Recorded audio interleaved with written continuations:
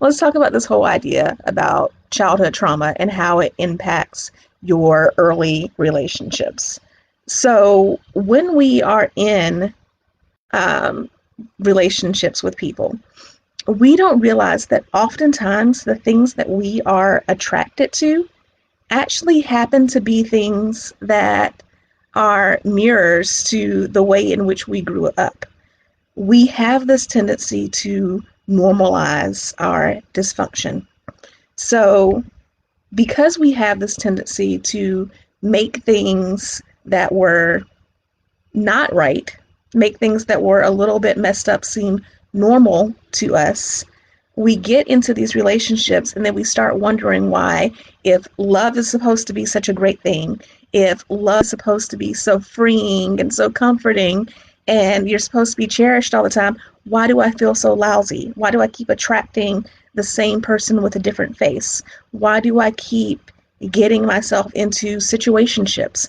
Why do I keep getting myself into circumstances where I feel like I am never cared for? I am always the caretaker. So, I don't know if you can relate to any of those situations, but, I definitely found myself in that type of situation for years. I would get into one relationship and things would be like all butterflies and happiness and sparks to start with. And then, after a couple of months, I found myself feeling like I was being taken advantage of, or I found myself feeling like, um, the relationship was just unequal, or it made me feel uneasy in ways that I couldn't describe. I don't know if you've ever been in that type of situation, but it kept happening to me over and over again. And I had to realize that this was not just I had a bad picker, right? This was a matter of not having addressed the issues that I was dealing with in my childhood. For some reason, I'm not going to try to speak for other countries, but here in the United States, I know there's this whole perception that like you become 18 and you're an adult and you're like supposed to know stuff and you're supposed to be able to figure stuff out. And that is not the case at all. So here's what happens when you are in a situation where you've dealt with some childhood trauma and you haven't addressed it, and then you try to go out into the real world and date. And when I say trauma, I want you to recognize that we are talking about both big T's and little T's here, okay? So we are talking about things like sexual assault, which I myself am a victim of. So I definitely understand that. We are talking about childhood abuse. We are talking about those big T's, but we're also talking about the ones that people like to try to dismiss, like bullying, or having a parent who was narcissistic. Like, there's a lot of talk about narcissism nowadays on TikTok, and thank God for that. Thank God for Gen Z. But as a millennial, there's a lot of like, oh, your parents were trash? Yeah, so were mine too. And just get over it. We need to have these conversations. Um, in fact, that is why I am telling you now to share this live stream with a family member or with a friend, because we need to have these conversations. So here's what happens when you find yourself in situations where, as an adult, you are out here trying to form relationships. So when I say you're out here trying to form relationships, this means that you are dating. This means that you are trying to meet new friends. You are trying to level up your circle. You are working on your relationships with your family members. You want to improve those. You see, your parents are getting older, or your siblings are getting older, and you want to make those relationships healthier. And it seems like no matter what you do, you keep attracting bad situations. So the people in your life don't respect your boundaries, or you date men who are trash, just complete and utter trash. Insert the reason for why they are trash. You know your business. Um, but you get into situations with coworkers who take advantage of you, and you keep wondering, why is all of this happening? Because it's a cycle. So here's what happens when we are children. We get into these situations where we relate to our parents however they decide to attach to us. Um, I will be talking more about attachment theory, um, and I will be talking more about like what different attachment styles are. But for the meantime, just know that the way that you bonded with your parents impacts how you bond with relationships for the rest of your life. So you get into situations where maybe you were a latchkey kid, you know, your parents worked all the time, you didn't have a lot of time with them. Maybe your parents just had their own issues. You have a parent who is a narcissist, or you have a parent who is abusive, or any of those types of situations. Um, you get into situations where your parents raised you to be fiercely independent, which means that they weren't around a lot. So you constantly had to take care of things for yourself. Whatever the case may be, you get into these situations, and then you get to a point where you normalize whatever that relationship is. So you make it normal to be in a situation where people don't meet your needs. You just grow up with that expectation that your needs are not going to be met. And if somebody is going to meet your needs, it has to be you. Nobody else is going to do it. Or you get into a situation where everything feels like a transaction. You know, your parents show you love and affection and attention, but only to the extent that you are good, that you are the golden child, that you are perfect. So you get used to operating in these types of modes. And then you go out here and you decide that you want to meet someone. And what happens is you meet someone and you immediately start withholding some affection, right? You start withholding affection, not being as vulnerable as you could be because you're afraid that someone's going to take your kindness for weakness. You're afraid that if you dare to get used to the idea of someone being there for you, that all of a sudden they're just going to pull the rug out. You know, that you're going to get used to being taken care of and cherished and comforted and having someone that you can depend on. And then just as you get used to that, that person's going to pull it away. I don't know if you can relate to that, but I've definitely been in that type of situation before, back when I was single.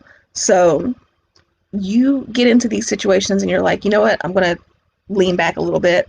I'm going to make sure that like this person is really legit. I'm not going to show too much affection. I'm not going to give them too much because I'm strong and I'm independent and all that.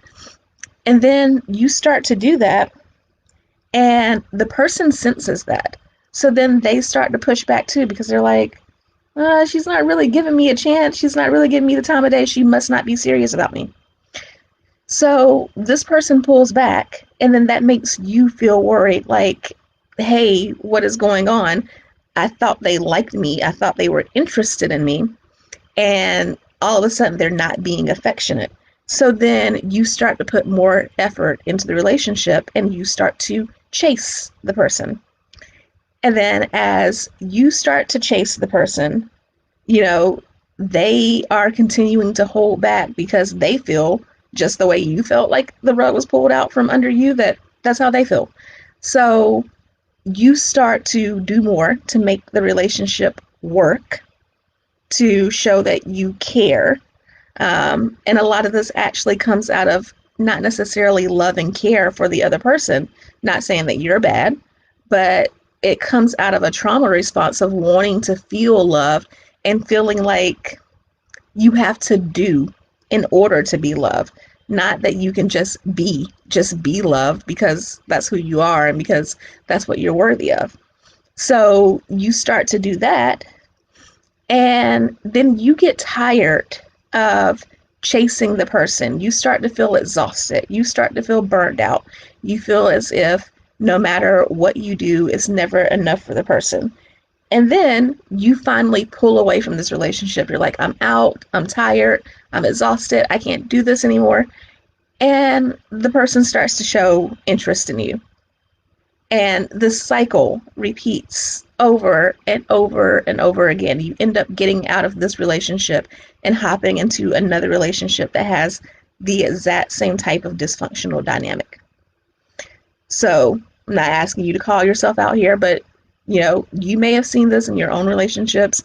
You may have seen this in relationships with other people, where there's this constant push pull and it never feels like the relationship is even. Here's how we change that.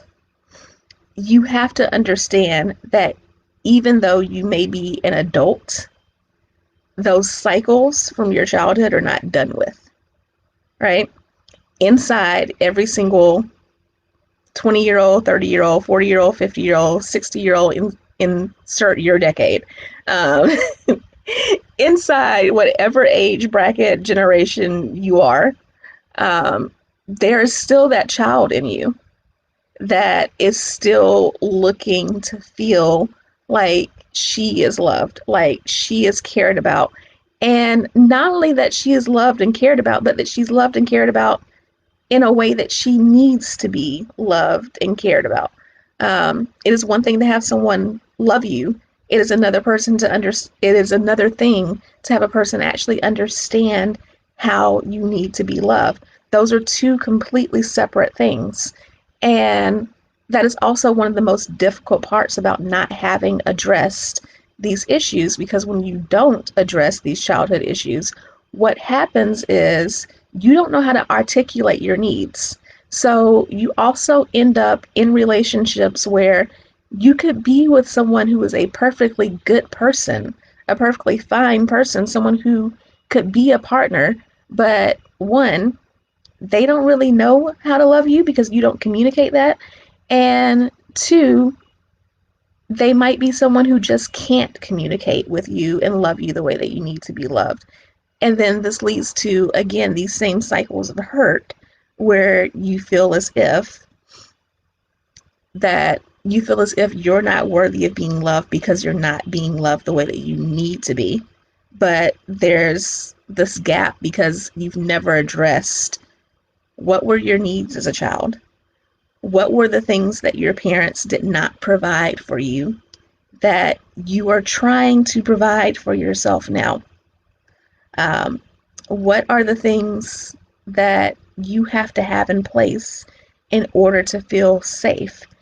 When I work with women on trying to find the right partner, the thing that always astounds me the most is that with my one-on-one clients, one of the first things that we do is work on a list of qualities that they want in a partner.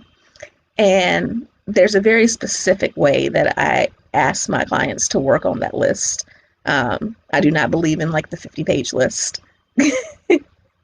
I do not believe in, I don't want to say focusing on the surface, but I'm just being real here. You do not need a man who's 6 feet tall. Like your priorities should be about values. Your priorities should be about creating the lifestyle that you want to create.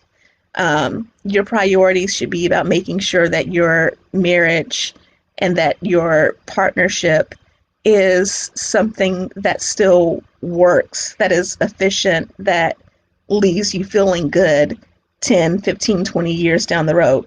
And don't get me wrong, tall men are great. But when you're lying down, no one knows the differences. I'm just saying. So that being the case, yes, it is important that we make this list of what it is that you need in a relationship. But again, the thing that astounds me the most when I start working with women is, first of all, there's sometimes this need for permission to be able to actually ask for what it is that they want in a relationship. A lot of us as women grow up in households where no one asked us what we wanted. No one asked us what we needed. It was assumed that you need this, that you need a roof over your head. And, when that time of the month comes, you need pads. And that's about what your needs are. So there's a lot of, it sometimes takes a lot of bravery and courage to even get to that point where you can articulate what it is that you want and what it is that you need. But until you can overcome those blocks, until you can get past those points, you can't attract healthy relationships. Because No partner that you're ever going to find is going to be a mind reader. They can't tell you, they can't give you what you need unless you articulate that.